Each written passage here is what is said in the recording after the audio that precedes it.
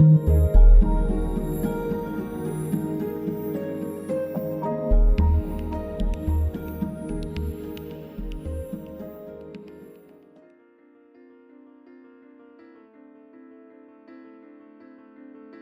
name is Deb.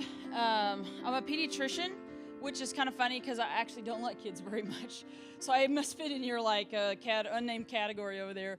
I didn't think I would be a pediatrician. It wasn't what I was planning to do. But when I was in medical school, I was going to be an emergency room doctor because I like things that are bloody and broken. And when I was in medical school, I ran kind of head on into the issue of foster care, and I realized there's more than one way to bleed and be broken. And so for now about 20 years, I've spent my time in the space of kids in foster care. And what that has done for me as a pediatrician is put me in a clinical space to try to treat these kids or help these kids. And so I've learned a lot about them along the way, and a lot about kids who come from very stressful environments. And man, I just appreciate the work and the conversations around how do we educate kids better. But I have to tell you, the kids that I'm taking care of can't think about being educated because they're trying to stay alive for the most part. They're coming from stressful situations that are toxic to their young developing brains and wire them in such a way that by the time they're 5 or 6 or 7 years old, often they have no idea how to respond to a normal relationship, to normal interactions, normal friendships, much less think about some of the things that we get to spend our days thinking about all the time.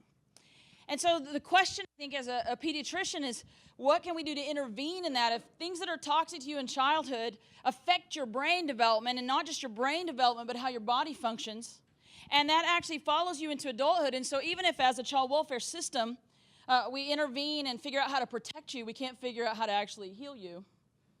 What are we doing? So I've spent my time trying to understand when I run into a child who's had the kinds of toxic stress that many of these kids have had, domestic violence, parents who have drug issues, terrible poverty, in a way that causes kids to not just have their basic needs even met, physical abuse, sexual abuse, those kinds of things. When we run into them, when we encounter them, we see them, what do we do that can help flip what science tells us the outcome will be? And I think that's the spot where we have to wrestle. That's the spot where I wrestle, and that's the spot where we have to wrestle as a community. So one of the things I learned as a pediatrician along the way was that if you're a kid and you have those kinds of adversities, you actually grow up to be an adult, to have a lot of health outcomes, a lot of social outcomes that are not great. So I thought to myself, well, I'll just give all these kids vaccines and get them health care and catch them up on all the things they need, and it'll fix things for them. They'll have a better outcome, and that actually just simply wasn't the truth. So I've spent a lot of my years not just trying to take care of kids from a health perspective, but trying to figure out who can help engage in the other spaces that help people thrive. Brene Brown, I don't know if you've listened to her or read any of her work, but you should. She's a social work researcher. She actually became a social worker first, and then she decided she didn't like people very much, which I think is pretty funny. And so she became a researcher. I don't know what that says about the people who like research in the room, but she became a researcher, and she studied what does it take to get people, what are the attributes of people who live out of their brokenness and people who live out of wholeness, and what does it take to get people moved from one to the other? It's interesting because in the child welfare world, there's sort of 3 main goals that child welfare has as a system for kids in foster care. One of those is safety. How do we make sure we're protecting children from the dangers that sometimes happen in their families, or even in the families that we move children into? Second one is permanency. How do we get kids to a permanent family? Hopefully their own family, now in a safe environment, but if not, to a new family. And the third goal is how do we get them well? It's well-being. Brene Brown talks about the idea of moving people from broken-hearted places to wholehearted places. Now, it's hard to define those things, but we understand what it looks like. You understand those people who, and maybe you're related to some of them, maybe you'll see them here in a couple of weeks, who live out of a broken spirit, right? Who judge a lot, or who, for me, it's kids that cut their skin because they're not sure they're alive or not. Kids who are lonely, they don't know they have a purpose. They don't know they have value, right? And we also hopefully have people in our lives, and maybe we're some of those people who are wholehearted, who when they walk in the room, it just their wholeness just leaks out of them, and people want to be around them. Like, think about the people in your family, in your life, that you want to sit by and talk to. You want to hang out with. For me, it's my mom. My mom is a teacher. She's a teacher. Math teacher, high school math teacher, little bitty schools her whole life. She's still a teacher, 40 years now.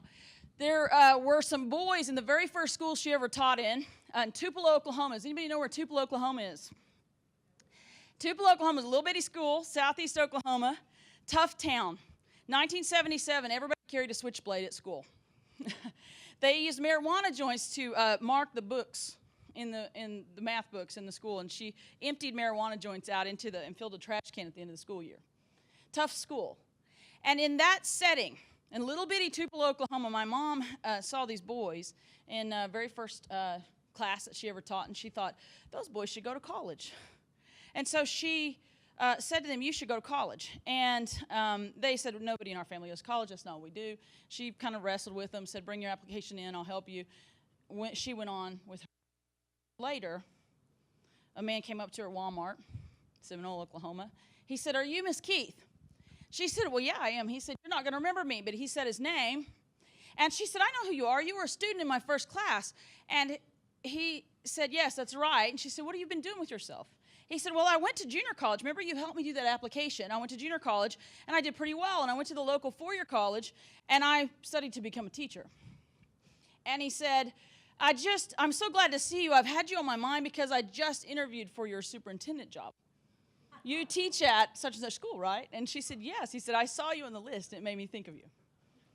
That's what wholehearted people look like. They leak on other people, and they affect them, and they change them. So the question is, how do we not just do safety as a child welfare system, a foster care system? How do we not just find the children who are in danger and protect them? How do we not just find them permanent families, which is where so much of the energy and resources of the child welfare system are right now? Safety and getting people to families, either back home with their family, which from the research standpoint is ultimately the better place for those kids to be, or to some other kind of permanent family. But I would say, how do we get them well? So I've spent a lot of my time trying to figure out the answer to that third question. And that's led me into the role that I'm in now, which is serving as actually the Deputy Director for Child Welfare Community Partnerships for the Department of Human Services. So here I'm a pediatrician over here with a bunch of social workers trying to figure out how do we not just worry about the first two goals, but how do we get to the third one? And what I'll tell you is this. In the last couple of years serving in that role, I'm convinced that it will take the community coming alongside state agencies that have a mandate for safety to figure out how to do well-being, because state agencies don't know how to make people well. They know how to make people safe, sort of. So although safety is a little bit of a myth, it's hard. Ask the police. It's really hard to figure out when something bad's going to happen. But we can do some things that help with that. We can do some things that help kids get to families. We will need the community, and communities like this one, to figure out how to help us get to well. So that's where I spend a lot of my time and a lot of my energy. I do it because I think we're in a real unique time in history. So I just want you to see from a 30,000-foot view where we are with child welfare right now, okay? History of child protection in the United States looks like this. The first 100 years, from up through the 1800s, 1870s, child well-being was for parents to do. If you were a mean parent, you were just a mean parent. Nobody stopped you. If you were a good parent, you were a good parent.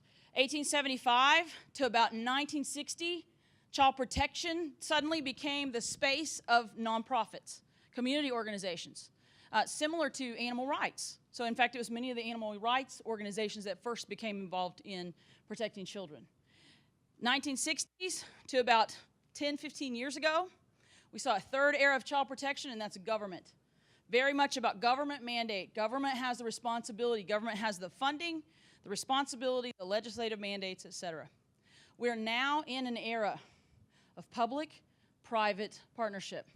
We have to be, because there are things that you gain from having government have a mandate to do things like take children away from their parents. We better feel really comfortable that someone has the legal authority before we start intruding in the family. And on the other hand, there are things that government is not good at. They are not good at helping people go from brokenness to wholeness. That's what we do. That's what we do. So we have to wrestle with not just how do we keep kids safe, how do we not just have enough foster homes, how do we not just have enough adoptive homes, how do we not just do those kinds of things, but how do we get you from brokenness to wholeness? Those are the kinds of things that we're wrestling with.